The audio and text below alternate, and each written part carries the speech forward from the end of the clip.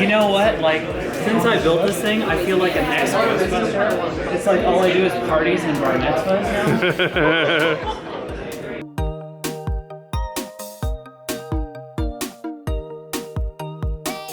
My name is Tony, and I work with the SoDo MakerSpace. We are located at 1914 Occidental Avenue, Suite B in Seattle, Washington. Whoa! Now that you know that we're here, anytime you need any type of fabrication equipment that maybe you can't get at home, if you live in an apartment, you can always come down here. All the pieces actually can come off, separate very easily. And I doubled up the strength on this with these little rods. These rods are printed flat, so the grain goes along right here, so they're actually quite strong. These parts, which are printed vertically for detail, and you get a doubly strong part, you can slide them together. You get a nice strong print. The only two pieces of glue in this is here and here. There's a bolt glued inside of here with a piece of plastic holding it in place. Then it just screws in like a connector. They originally came with a 90-watt laser tube, which is fairly powerful. We decided for some strange reason, why not get it bigger, why not get it more powerful, so we upgraded to a 130-watt tube. 130? Yes. That's ridiculous. It really cuts quite aggressively now. Yeah, this machine isn't quite powerful enough to do metal. We can etch metal, so like anodized aluminum, we can etch off the coating, which we do sometimes. It can etch glass. It actually does a pretty good job of doing that.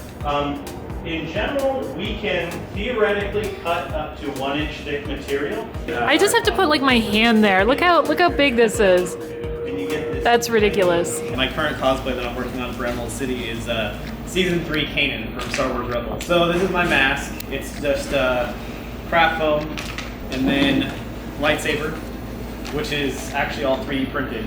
Going along with the Kanan, this I didn't design, but this is Kanan's blaster, but also all 3D printed.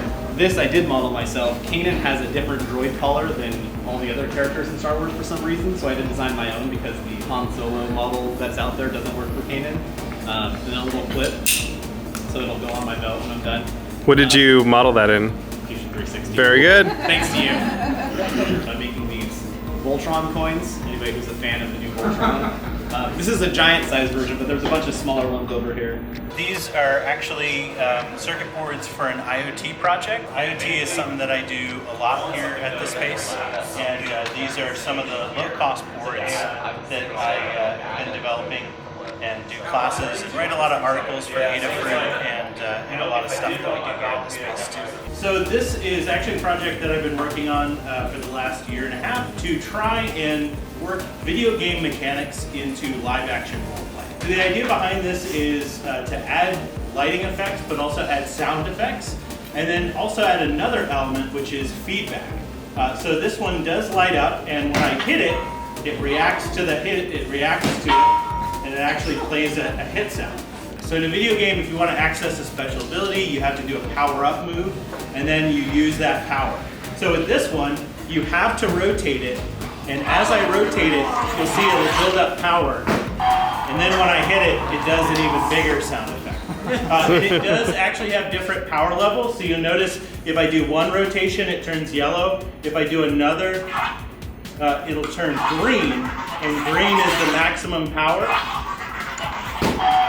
And that's when it'll hit. Now it has a sensor in it that will detect orientation, so I can't cheat and go in this direction, and I can't just shake it around. I actually do have to rotate in a circle, and I do have to do it fast enough. So the cool thing about this that was kind of unexpected is that you do have to practice in order to get this. So it's not like a video game where you can just mash the buttons and get your powers. You do actually have to learn the ability, but the majority of this stuff was all carved by hand with EVA foam. My armored Tinkerbell. This is made out of foam and Warbler, and it took me 12 hours to get all these details, all this wood grain into them. So I'm very, very proud of that. I just warmed up the Warbler and used a normal sculpting tool on it. Just let's practice right away. into Warbler. Our daughters decided that they wanted us to all be the Justice League for Halloween.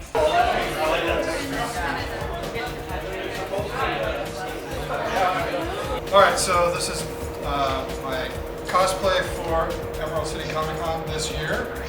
I started it almost 3 years ago. These things are made out of wool. Can you hear me? Yeah, we